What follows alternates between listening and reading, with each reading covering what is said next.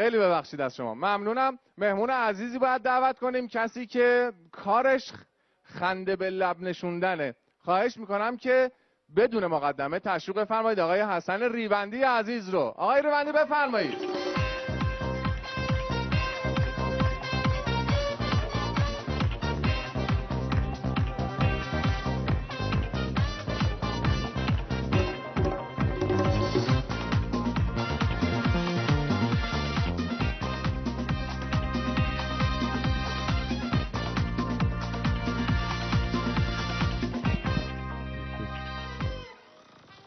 به نام خداوند عشق و مهرورزی. بینندگان عزیز شبکه یک سیما سلام. صمیمانه تبریک و تهنیت عرض میکنم این ایام بسیار فرخنده رو، این دهه با برکت رو، عید قربان تا عید قدیر خم، این دهه عزیز و مبارک و با برکت ولایت رو، مخصوصا پیشاپیش عید سعید قدیر خم رو خدمتتون تبریک میگم. عیدی که به فرمایش امام صادق علیه السلام افضل اعیاد ما شیعیان هست. ای عاشقان ای عاشقان عیدتان مبارک. بس به افتخارشون. آقای ریوندی برنامه‌شو شروع میکنه، بعد پشیمون میشید چرا خوب اول برنامه تشویق نکردید. دستا بهتر از اینم میشه. حالا میبینیم دیگه.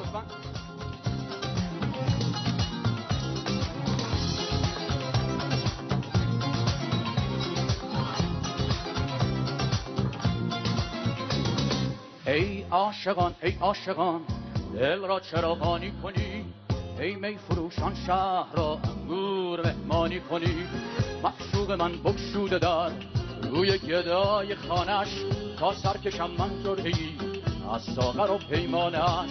بزم است و رقص است و طرب مطرب نوایی ساز کن، در مقدم او بهترین تشریف را آغاز کن. مجنون بوی لیلیم در کوی او جایم کنید، همچون غلام خانش زنجیر در پایم کنید. سپاس گذارم. عالی عالی. زحمت شد ندید. مخلص خوب هستی انشالله. خیلی خوشحالم میبینمتون اینجا. از قربون شما زنده باشی. خیلی خیلی خوشحالم آقای روای عزیز در یک جشن بسیار ارزشمند و هدفمند تحت عنوان مهر در انتظار مهر، به مناسبت جشن عاطفه ها و هفته نیکوکاری، به همت دوستانمون در کمیته امداد امام خمینی رحمت الله علیه و شبکه یک سیما حضور دارم. جشنی که میخواد زمینه ای رو فراهم کنه برای اینکه مردم به یاری عزیزانی بشتابند که چشم امیدشون به دستهای پرمهر خوبان مثل شماست. و یک سوال همین الان چون صحبت بله سرکار خانم صمدی هم اومدن البته. درود بر شما. سلامت باشید. یک کاغذی افتاد ایوه براتون. نه خواهش میکنم، شما زحمت ندید، دست شما در میکروفون من ایشون برداشت. آره دیگه دست شما در نکن. خیلی متشکرم خیلی متشکرم. خیلی خوش آمد میگم خدمت شما. در بعد ورودتون خانم صمدی من یک سوال از شما دارم. خواهش میکنم. بفرمایید که علم ثروت است یا بهتر؟ بهتر. ببخشید. ثروت بهتر است یا پول؟ چی میگن اینو؟ بهتر است آقای ریوندی. نه یه چیزی هست. بهتر علم به منم قاطی کردم. چی بود استاد؟ علم بهتر است یا ثروت؟ علم بهتر است یا ثروت؟ آره واقعا سخت بود. واقعا چه جوریه به نظر شما علم بهتر یا ثروت؟ باید جواب بدم الان. موضوع انشا بوده در مدارس بالاخره. ما هم نوشتیم آره، ولی یه خورده نظرم تغییر کرده. میشه بگذاریم مثلا. دقت کردین میگفت که دانش آموزهای بی بضاعت فقط در زنگ انشایی که میتونن برن لب دریا و قدم بزنن و خاطراتشون رو بنویسن. این خیلی جالبه برای من که میتونه تأثیر روی من و تو داشته باشه این چیزها. معلم از دانش آموز پرسید پسر نوشتی انشات رو با موضوع علم بهتر است یا ثروت؟ دانش آموز از خجالت سرش پایین انداخت و گفت اجازه آقا ننوشتم. معلم دعواش کرد و دانش آموز بغض کرده بود و زیر لب میگفت آقای معلم اگر می داشتم دفتر انشایی می خریدم و انشام رو می نوشتم. بله اما من یک معلم هستم از جامعه بزرگ فرنگیان کشور. بارها و بارها پشت همین تریبون و میکروفون روی همین صحنه ها از همکارای گلم خواهش کردم خوب اول مهر قبل از اینکه معلم ها شغل بابای دانش آموزها رو از اونها سوال کنن، به بچه ها یاد بدن که هر شغلی قابل احترامه و هر پدری دوست داشتنی و باید دوستش داشته باشن. به افتخار باباهاتون خواهش میکنم.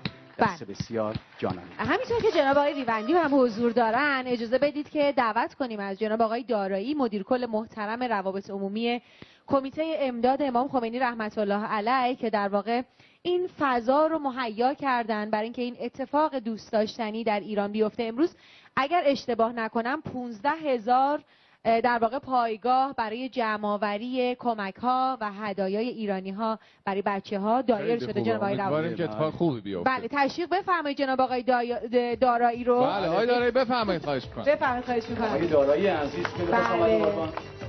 ارادتمند شما. این سپاسگزاری ویژه از فرهنگسرای اندیشه که این فرصت رو فراهم کردن ما امروز از طریق شبکه 1 در خدمت مردم مهربان ما باشیم. دوتا غرفه هم مثل این که اینجا داریم ها، برای خیرینی که میخوان همین الان چراغ اول رو روشن کنن. اینجا هم مثل خیلی از جاهای کشور ما دوتا غرفه هستش که امیدواریم محبتتون رو نشون بدید به کسانی که در انتظار مهرتون هستن. جناب دارایی خیلی خوش اومدید، در خدمتتونم. بسم الله الرحمن الرحیم. بنده عرض سلام و ادب و احترام دارم خدمت شما مجریان محترم و عزیز و همه حضار گرامی حاضر در این محفل و همه بینندگان و شنوندگان و گیرندگان عزیز شبکه 1 سیما. سلامت باشید. این روزا خدا رو شکر میکنم که خیلی سرتون شلوغه، خیلی دارید زحمت میکشید. از این روزا برای ما بگید. خب همه مردم خوب میدونن که امسال 20مین سال برگزاری جشن عاطفه رو داریم برگزار میکنیم و با شعار مهر در انتظار مهر. از روز گذشته چهارشنبه در حقیقت در مدارس سراسر کشور و 60,000 مدرسه زنگ عاطفه ها نواخته شد و حضور دانش آموزان عزیزمون، نوجوانان، جوانان و علت این حادثه و اتفاق بحث فرهنگ احسان و انفاق و نیکوکاری رو در بین نوجوانان و کودکان و جوانان خودمون نهادینه بکنیم ارزش است. لذا چهارشنبه رو با مدارس سراسر کشور شروع کردیم. امروز همونطور که فرمودید در 15,000 پایگاه کمیته امداد دست امام و 23,000 مسجد و مراکز نیکوکاری و پایگاه بسیج فعال هستند که در حقیقت این شور و شوق و احسان و دوستی مردم رو بتونن جمع‌آوری بکنن، هدایای خوب مردم رو. و فردا هم انشالله در میادگاه‌های نماز جمعه و مسیرهای پیاده روی با همت وزارت ورزش و جوانان و فدراسیون ورزش‌های همگانی تلاش داریم می‌کنیم که اگر چنانچه مردم خوب ما ظرف دیروز و امروز فرصت نکردن به پایگاه‌های احسان و دوستی و همدلی مراجعه بکنن، فردا هم فرصتی باشد که بتوان از قافله عقب نمونن و ان به این قافله بپیوندن. سپاسگزارم، خسته نباشید میگم خدمت شما و همکاران محترمتون در کمیته امداد امام خمینی رحمت الله علیه. من جناب آقای دارایی رو همراهی میکنم و شما رو با آقای یه سوال قبل از اینکه آقای دارایی تشریف ببرن و صحنه رو ترک کنن. آقای دارایی، سوالی که برای من مطرح هست، سال 93 میزان حضور مردم در امر خیر نسبت به سالهای قبل بهتر بوده یا کمتر بوده؟ من عرض بکنم که سال گذشته جشن عاطفه ها توسط همین پایگاه‌های مثل امروز 35 میلیارد تومان جمع‌آوری کمک‌های مردمی بوده. در مدارسی که مثل دیروز برگزار شد 14 میلیارد تومان توسط دانش آموزان و اولیا مربیان جمع‌آوری شده. قطعاً امسال ما نگاه اینه که با 20% با افزایش داشته باشیم. شاید مردم ما تصورشون این باشه که برای ایرانی‌های عزیز برای هموطنان با شکوه بزنید و همه عزیزانی که در این عرصه فعالیت بسیار به همین خاطر من شماره حساب اعلام بکنم، سند رو طرح بکنم. 33 همه استان‌های کشورمون زحمت میکشن، شماره حساب خاص خودشون رو دادن، اما شماره حساب 33 بانک ملی قابل واریز از سراسر کشورم برای هدایای نقدی مردم خوبمون از طریق ATM، خودپرداز، سایت کمیته امداد امروز فضای الکترونیکی شدن دیگه کمک میکنه مردم با موبایلشون هم ستاره 88 77 مربع بزنن. همین الان میتونن همین حضار صدقه‌شون رو بدن. از این مسیر کمک شده که ما بتونیم کمک رو جامعه بکنیم. ز فیض باری توان و قدرت به جسم و جان، بیا به امداد ناتوانان به شکر بازوی پرتوان. بگیر دست فتادگان را به حکم وجدان تو مهربان. طبیب آلام دیگران شو تبسمی بر لبی نشان. از حال دل غافل منشین، یک دم غافل از دل منشین. چون بینی طوفان زده ای، آسوده بر ساحل منشین. سپاسگزارم. یاد آقای گلریز هم گرامی می‌داریم از شما. متشکرم. خانم صمدی یه مهمون عزیز دیگه هم داریم از افتخار آفرینا. ورزشکار هم داریم اینجا. ورزشکار دلاور. خانم ورزشکار. درود بر شما. سپاسگزارم. خانم ورزشکار بیستن لطفاً. سرکار خانم سلامت باشید. سپاسگزارم. متشکرم. سرکار خانم حمیده عباس علی مدال طلای کاراته در مسابقات اینچه‌ام رو کسب کردن. دست به افتخارشون. دست‌های پرمهرتون.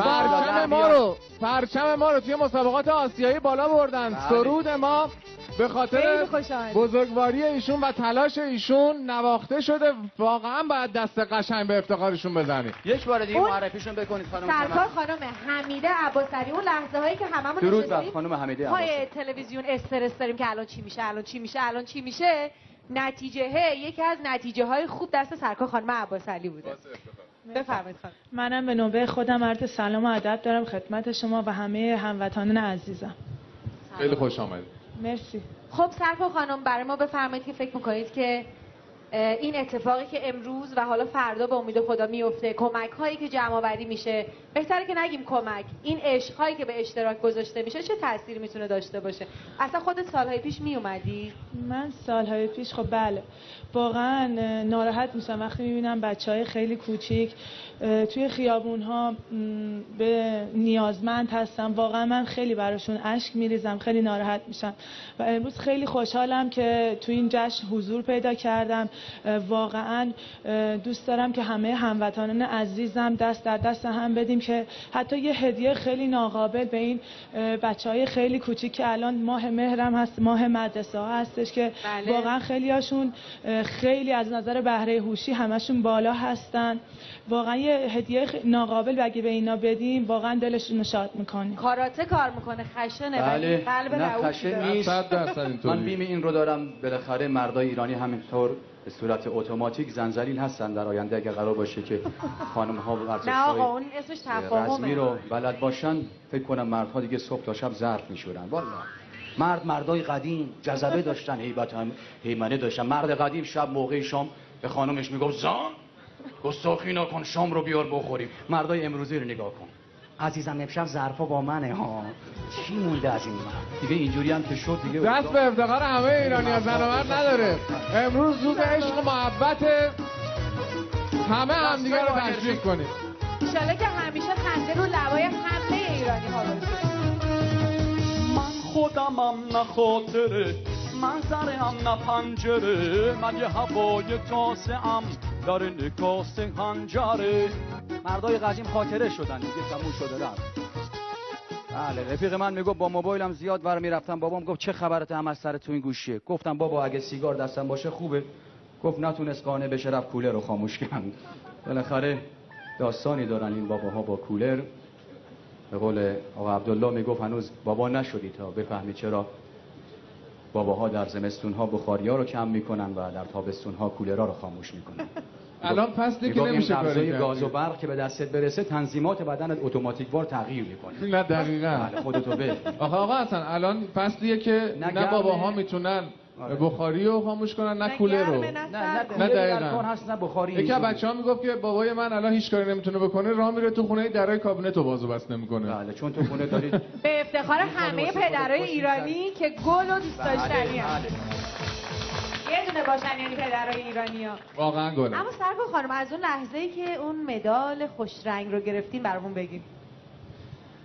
راستیتش من خیلی تلاش کردم واسه این مسابقات و از این بابت خیلی خوشحال بودم که واسه کشورم پرچم جمهوری اسلامی ایران رو به اهتزاز درآوردم و دل همه هموطنان عزیزمو شاد کردم.